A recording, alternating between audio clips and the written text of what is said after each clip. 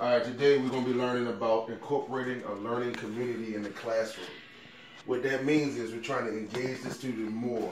It looks at, most times students come to class and you have to look at academic mindset, meaning that the students are, most of the time, don't want to be there.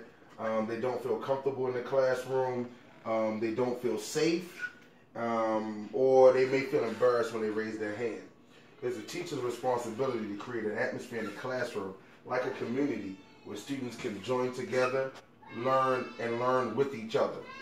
You want to make the students feel a sense of belonging to the academic community or classroom. When you're involved and actively involved, like in a community, you're more engaged and you learn more, especially in the classroom. Secondly, you want to make the students feel that they can actually succeed in this environment.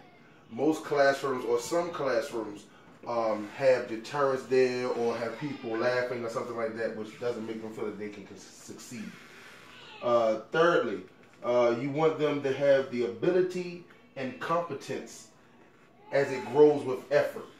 You want to promote an atmosphere where students put forth effort and they see that their ability and what they're learning and that they're actually gaining knowledge and actually is working for them. Lastly, you want them to work you want the work to have some value to them. You want them to feel that the work is relevant to them, to their lives, and to society that they live in. Okay? So how do we do this? How do you build a community learner and can build an atmosphere of community learning in the atmosphere, in the classroom? There's a lot of tactics, but I've chosen 3 major ways that you can do this. The first one is make the classroom a place where students trust the teacher and believe it is safe to take risks.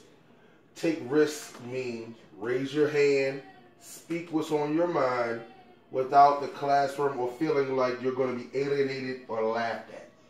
How you do this is, as a teacher, you have to model, share my passion for the subject.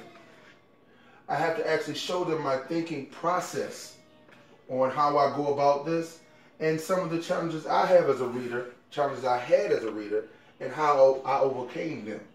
That's one of the ways how I can promote this. Another way I can promote this is I can value when students raise their hand or give a comment. Sometimes when they raise their hand or give a comment, it could be off topic.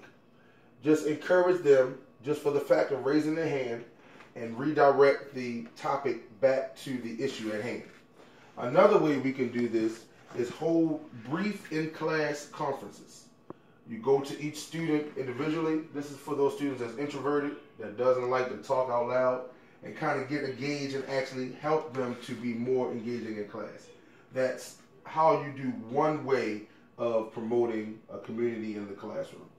Another way you can do this is when you're planning. Organize learning so that students work together. All right? How you do this is you make small groups. So when you have an assignment, put them in small groups.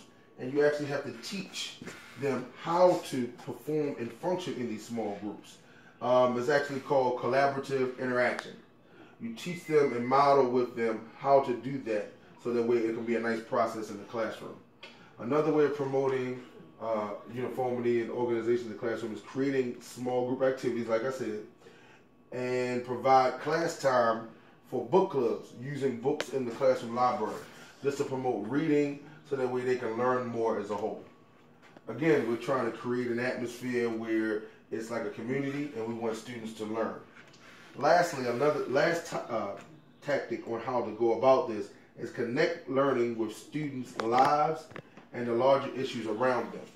If you connect the learning with students, like for instance Instagram and things of that nature, they'll be more interested and more involved to learn.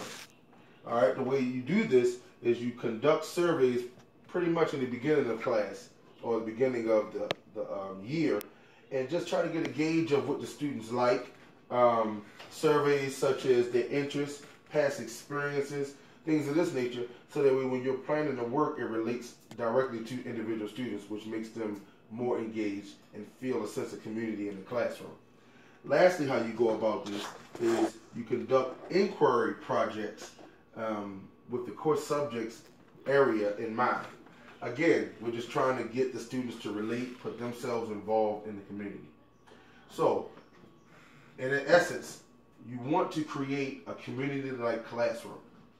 There's 3 ways I discussed how you do this.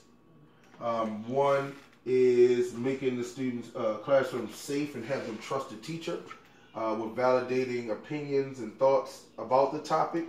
2, create group activities so that way they can learn from each other.